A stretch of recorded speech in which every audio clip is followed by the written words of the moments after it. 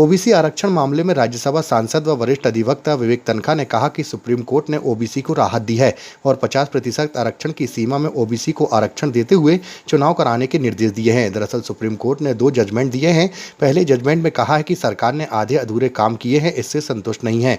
OBC आरक्षण के बिना नगरीय निकाय व पंचायत के चुनाव कराए जाएं। इसके बाद सरकार के द्वारा पुनर्याचिका लगाई गई। इसके साथ ही 12 मई बिसेन कमेटी की रिपोर्ट भी लगाई गई। तन्खा ने कहा कि सुप्रीम कोर्ट को चुनाव करवाने के लिए धन्यवाद है। सुप्रीम कोर्ट ने ओबीसी वर्ग में जो निराशा थी उसे महसूस किया।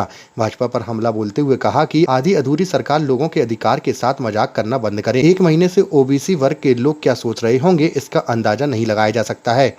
मैं सुप्रीम कोर्ट को धन्यवाद देता हूं इस ऐतिहासिक फैसले के लिए। इसलिए देता हूं कि मध्य प्रदेश शासन ने तो कोई कसर नहीं छोड़ी थी केस हारने की, और फैक्ट यह है कि पहले राउंड में वो केस हार गए थे। अब सुप्रीम कोर्ट ने जब मध्य प्रदेश की रियलिटी देखी और आधा अधूरा काम भी देखा मध्य प्रदेश सरकार का, कि एक रिपोर्ट लेके पहुंच गए थे जो 12 मई की थी, उसमें ट्रिपल टेस्ट हो पाया नहीं हो पाया, किस स्तर का हो पाया, supreme court is not sure.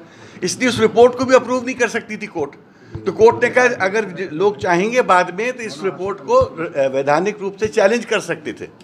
तो मेरा ये कहना है कि अगर मध्य प्रदेश सरकार अच्छे से काम करती तो 2 चीज़ें होती।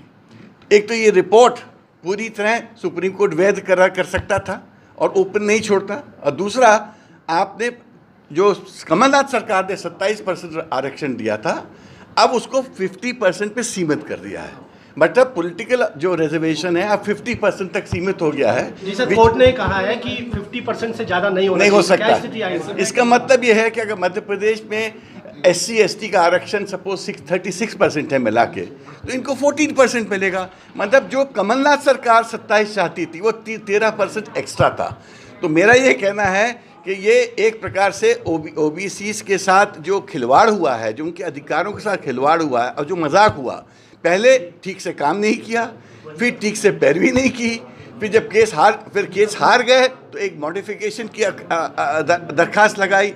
अब सुप्रीम कोर्ट ने भी, मैं तो धन्यवाद देता हूं सुप्रीम कोर्ट को कि उन्होंने जो मध्य प्रदेश की रियलिटी समझी, उन्होंने सोचा कि बिना ओबीसी के आरक्षण के एक चुनाव कराना एक प्रकार से पॉलिटिकली बड़ा सीरियस सिचुएशन होती, और उसको समझते हुए उन्होंने वो आधी अधूरी जो तैयारी थी उसको प्राइमा फेसाई एक्सेप्ट करके बोला अच्छा भाई इसको आज चुनाव 50% के अंतर्गत होने दो। 2022 जो मांगा था वो नहीं, 27% तो सुप्रीम कोर्ट ने अप्रूव किया ही नहीं है।